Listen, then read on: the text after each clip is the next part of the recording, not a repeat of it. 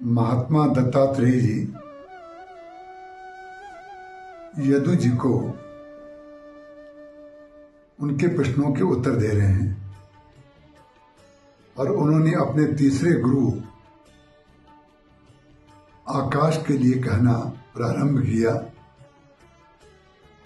और दत्तात्रेय जी जो यदु जी से कह रहे हैं वही संदेश इस यंत्र के द्वारा आपको दिया जा रहा है। देने वाला संदेश एक ही है और सुनने वाला भी एक ही है। आकाश से दत्तात्रेय जी ने सीखा कि व्यापकता होनी चाहिए व्यक्ति के अंदर, अखंडता होनी चाहिए, सर्वज्ञता होनी चाहिए। अखंडता का तात्पर्य कहीं खंडित ना हो, व्यापक का तात्पर्य कहीं सीमित ना हो, सर्वज्ञता का तात्पर्य सब जानने वाला हो।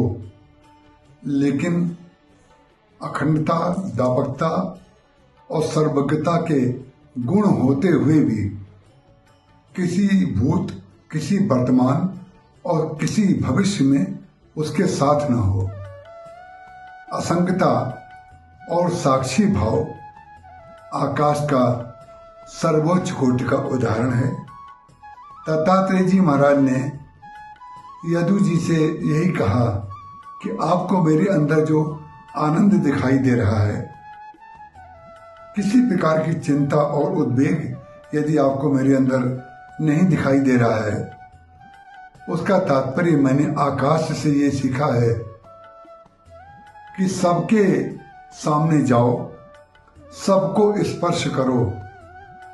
सूर्य की किरणें गंगा जल पर भी पड़ती हैं, समुद्र पर भी पड़ती हैं, कीचड़ पर भी पड़ती हैं, मूर्ति पर भी पड़ती हैं, वृक्षों पर भी पड़ती हैं, लेकिन आत्मा के रूप में, आत्म तत्व के रूप में वो सूर्य जो है सबसे असंग रहता है। इसी को साक्षी भाव कहते हैं। जो व्यक्ति, जो साधक, जो ऋषि, जो महात्मा, जो गृहस्थ, कोई बालक, कोई स्त्री, कोई पुरुष जिस समय साक्षी भाव में स्थित हो जाएगा तो उसके द्वारा कर्म का निषेध नहीं होगा, लेकिन कर्म के साथ संगता उसकी समाप्त हो जाएगी, कर्म से असंग हो जाएगा।